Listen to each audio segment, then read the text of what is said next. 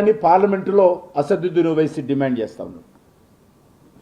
దీని భర్త అర్థం చేసుకోవచ్చు ఈ ఫార్ములా ఎవరిదనేది. ఇది మాది ధనిక రాష్ట్రము, మా దగ్గర రెవెన్యూ జనరేషన్ ఎక్కువగా ఉంటుంది, మాకు సీట్లు ఎక్కువగా ఉండాలని ఈ హైబ్రిడ్ ఫార్ములాలో రేవంత్ రెడ్డి అసదుద్దీన్ ఓవైసీ చెప్తా ఉన్నారు. అంటే నేను ఒకటే మొన్న కూడా ప్రశ్నిస్తున్నాను, ఈరోజు హైదరాబాద్ నగరంలో 70% రెవెన్యూ తెలంగాణ రాష్ట్రానికి హైదరాబాద్ రంగారెడ్డి జిల్లాల నుంచి వస్తుంది.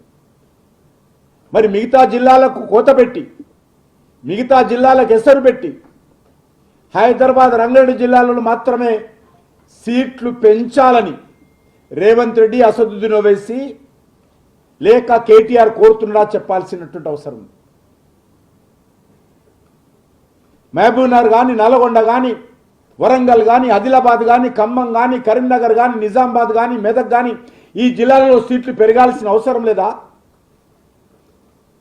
కాబట్టి రెవెన్యూ ఇక్కడ వస్తుంది కాబట్టి, ఇక్కడ ధనవంతులు ఉన్నారు కాబట్టి, ఇక్కడ అధికారులు ఉన్నారు కాబట్టి, ఇక్కడ కార్పొరేట్ ఆఫీసులు ఉన్నాయి కాబట్టి, ఇక్కడ రెవెన్యూ వస్తుంది కాబట్టి ఇక్కడనే పెంచాలనేది ఏదైతే రేవంత్ రెడ్డి ఫార్ములాలో మరి ఇమిడి ఉన్నది.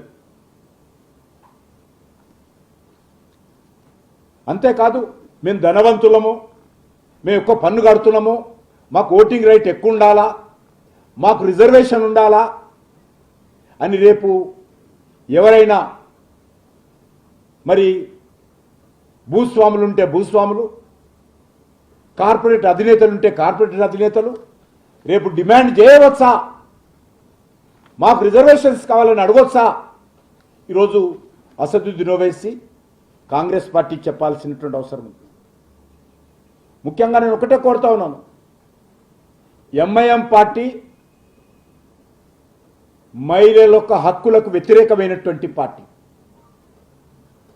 ఏ రకమైనటువంటి హక్కులు, ఏ రకమైనటువంటి అధికారాలు, అది సామాజికంగా కానీ, రాజకీయంగా కానీ, ఆర్థికంగా కానీ మహిళలకు ఉండకూడదని కోరుకునేటువంటి party Majlis party, MIM party.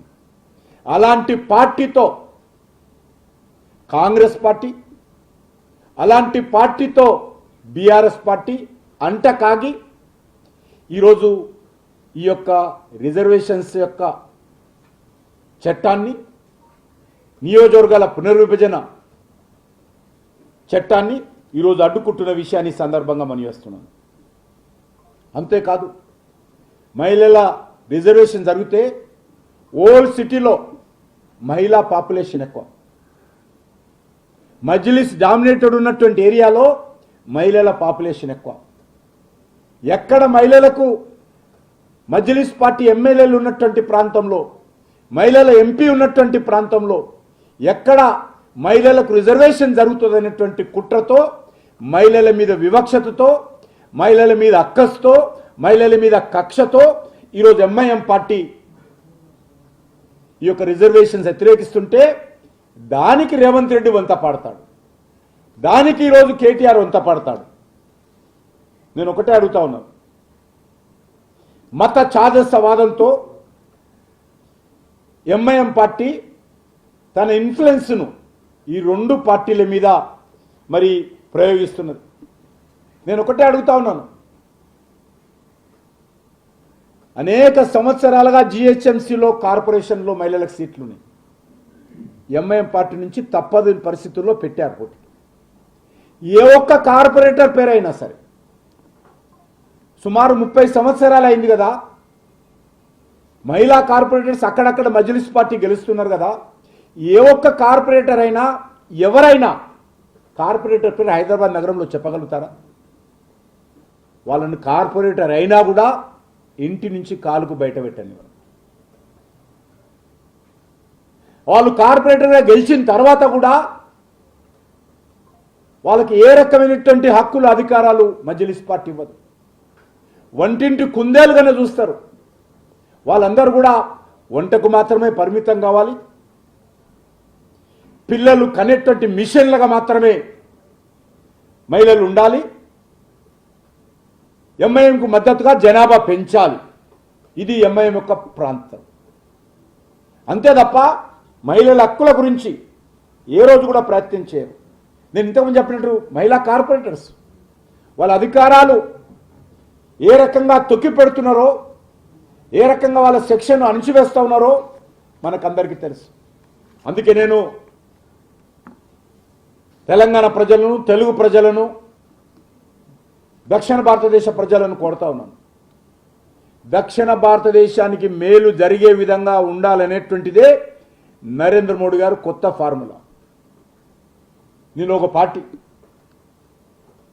ఇండ్ల మీద జెండాలు ఎగరేస్తాం, నల్ల బట్టలు వేసుకొని తిరుగుతాము.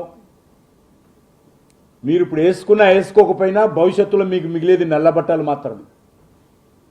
మీ ఇండ్ల మీద నల్ల జెండాలు ఎగరేసుకోవడం మిగులుతుంది. ఎక్కువ రోజులు, ఎక్కువ సార్లు ప్రజలను మభ్యపెట్టేటువంటి ప్రయత్నము, మోసం చేసేటువంటి ప్రయత్నము జరగదు. ప్రజలు చాలా చైతన్యమైనటువంటి ప్రజలు. నేను ఈరోజు అడుగుతా ఉన్నాను, దక్షిణ భారతదేశానికి ఈ ఫార్ములా లాభం చేకూరుస్తుందా, నష్టం చేకూరుతుందా?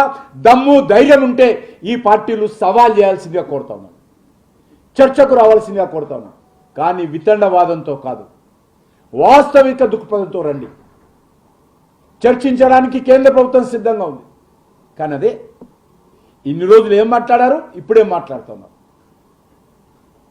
ఇన్ని రోజులు మాట్లాడింది ఒక మాట, ఈరోజు ఒక మాట. మీరు రాజకీయ దురుద్దేశంతో తీసుకొస్తున్నారు. అది దక్షిణ భారతదేశానికి నష్టం జరగొద్దు, తెలంగాణకు నష్టం జరగొద్దు, ఆంధ్రప్రదేశ్కు నష్టం జరగొద్దు, కర్ణాటక నష్టం జరగొద్దు, కేరళకు నష్టం జరగొద్దు, తమిళనాడుకు నష్టం జరగొద్దు అనేటువంటి ఉద్దేశంతో ప్రజల యొక్క సెంటిమెంట్ను అర్థం చేసుకొని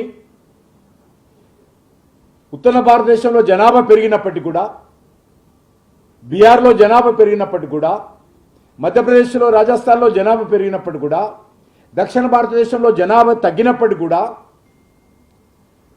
అన్ని రాష్ట్రాలకు సమాన స్థాయిలో, సమాన నిష్పత్తిలో సీట్లు పెంచుదాము. రాజకీయంగా ఈరోజు అన్ని ప్రాంతాలలో, అన్ని రాష్ట్రాలలో, అన్ని జిల్లాలలో కూడా ప్రజలు ముందుకు రావాలని కోరుకుంటున్నారు, మహిళలు ముందుకు రావాలని కోరుకుంటున్నారు, కొత్త నాయకత్వం రావాలని ప్రజలు ఆకాంక్షిస్తున్నారు, బడుగు బలైన వర్గాల నాయకత్వం రావాలని ఆకాంక్షిస్తున్నారు. కాబట్టి ఆ వర్గాలకు మేలు చేయాలి, ఆ వర్గాలకు న్యాయం జరగాలి. దక్షిణ భారతదేశంలో కూడా ఆ దిశలోనే ప్రజలు ఉండాలనేటువంటి ఆలోచనతో నరేంద్ర మోడీ గారి ప్రభుత్వం ఒక సమాన న్యాయం